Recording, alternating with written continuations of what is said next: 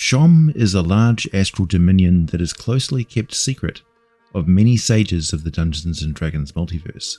It's also a great example of how something that was introduced in a previous edition of the game now drifts in an existential void, slowly becoming forgotten, already fading around its very outer limits. But it is a grand prize, one of the greatest in the astral expanse, and is still home to some real cosmic power. It's a bit like we found a missing planet in the Jedi archives, and we're about to learn about the Clone Wars. So sit back, grab yourself a tasty beverage. We're about to get deeply nerdy. First, a brief history of Shom. In the 4th edition of Dungeons & Dragons, there was an entire culture of supernatural humanoids called the Illumians. One of my favourite characters of all time was a member of the Illumian race, and a scion who became so powerful he ascended to godhood. So I have a lot of information on them. Also, we will learn about a secret cabal of some major gods, including Arathis, Palor, Moradin, Asmodeus, Gond, and Bane. When the god of the word created Shom, he also created its sun and its moon, gold and silver spheres that orbit the planet. The god is long gone, but the spheres remain, enchanted with powerful wards that could destroy spelljammers and raiders who get too close to them. Arriving at Shom, one is faced with an arid desert-like conditions, and yet the whole place is cold, not hot, so most visitors will find themselves favouring thick or layered clothing and being mindful of how much water they drink. It's easy to get dehydrated in Shom, as the environment consists mainly of great white sand deserts, with orange stone islands large enough to have their own sand dunes, stone monoliths and natural formations breaking through like old coral reefs in a white sea. There are only a few sandstorms on Shom, and the source of most of the stone used to create the monolithic structures is a bit of a mystery. The horizon always seems to be about 700 miles away, with some white mountains in the distance. The Dominion probably formed naturally in the astral plane a very long time ago, with a few different powers and factions making use or claiming ownership of it.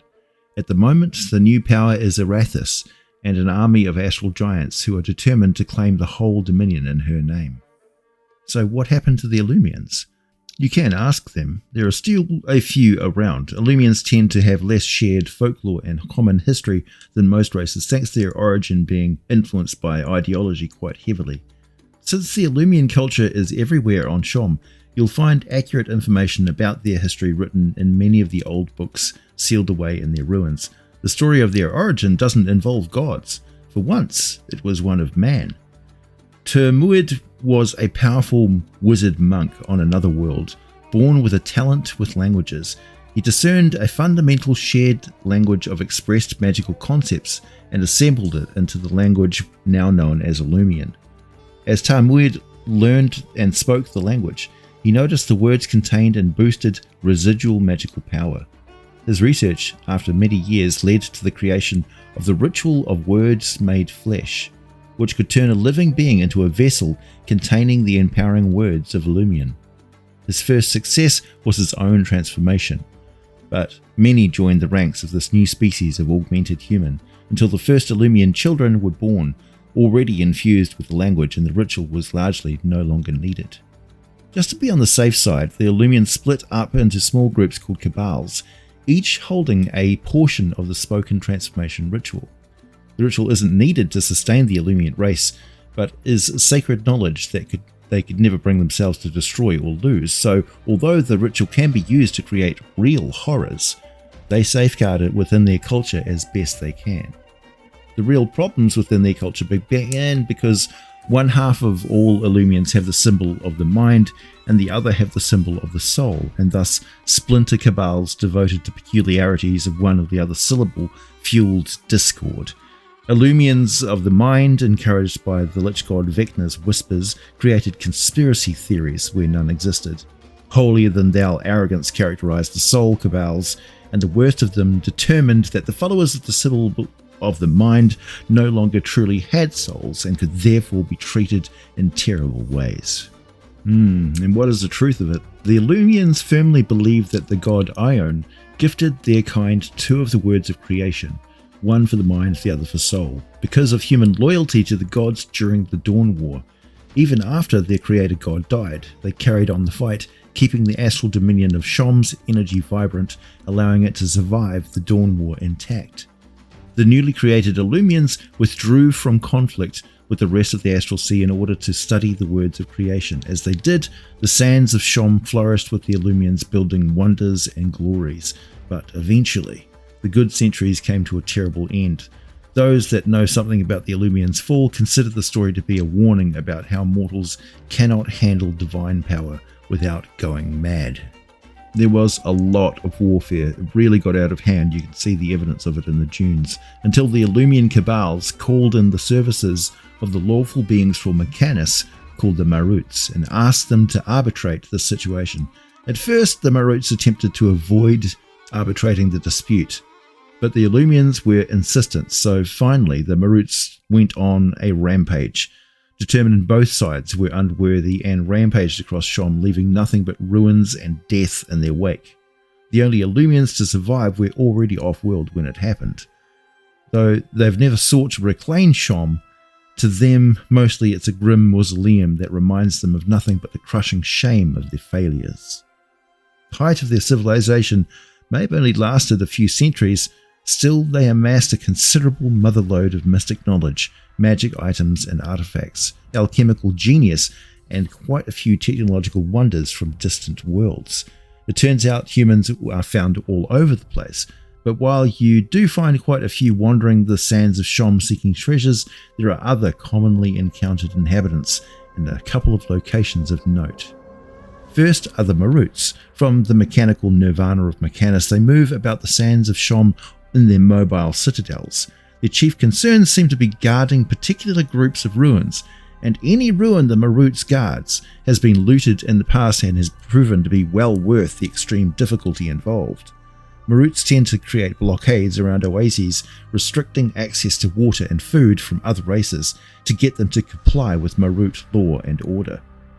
Second, the other guardians in the half-buried cities, the constructs, the immortals, the sphinxes, the nagas, the ghosts and the golems.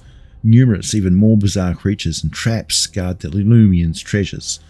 Guardians were intended to protect against other Illumian Cabal factions. No one counted on the Illumians suddenly being removed from the Dominion's equation. The security systems and ageless guards remained intact, still standing against those who would plunder what they would protect.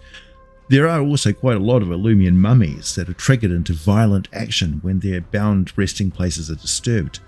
Mummies and hordes of undead in dusty old white stone ruins with lots of deep spiral staircases and rooms with dry fountains are a hallmark of Shom, as are Illumian architectural habits such as creating grand entrances to residential areas with wide staircases and many split-level balconies. Otherwise, with modest room sizes built to purpose, each room is not an orderly square shape. Many walls are carved with raised fresco murals.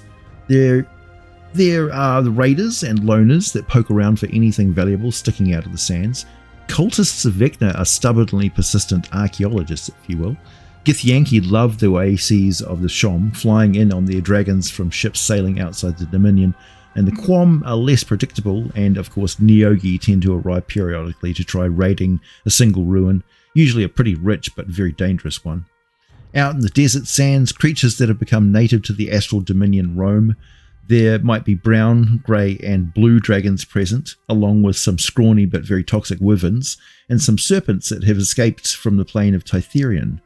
Closer to the life-giving oases, tiny enclaves of survivalists dwell, rarely interacting with strangers, hiding from travellers, particularly those who fly, and lately any giant, thanks to the Astral Giants hunting them down slowly but surely.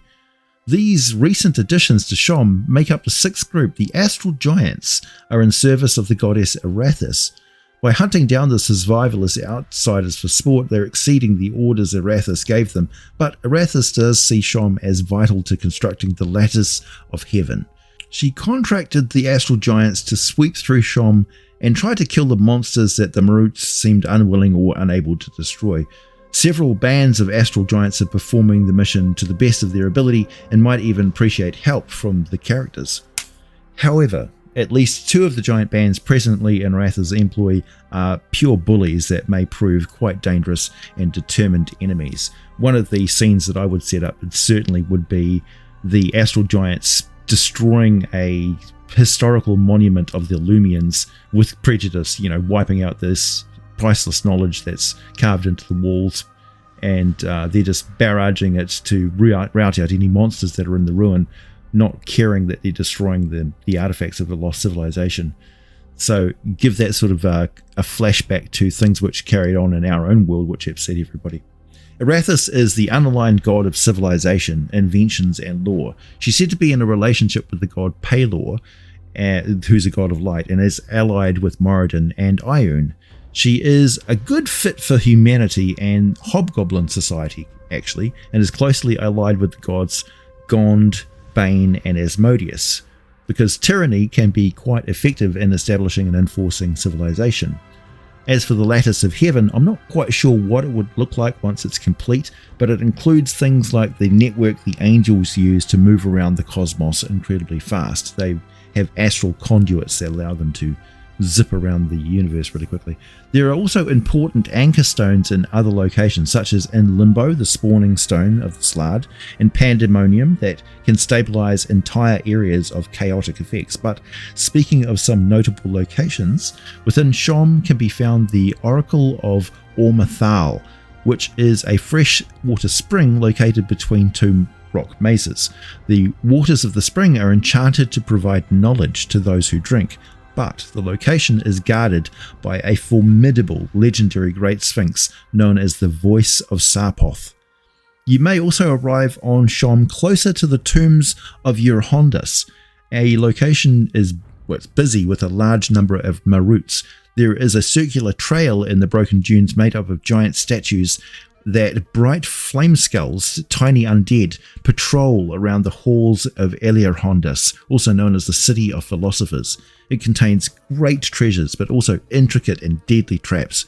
This was a capital city, and so contained a great many levels and holdings, as hundreds of dungeons are all crammed closely together in there.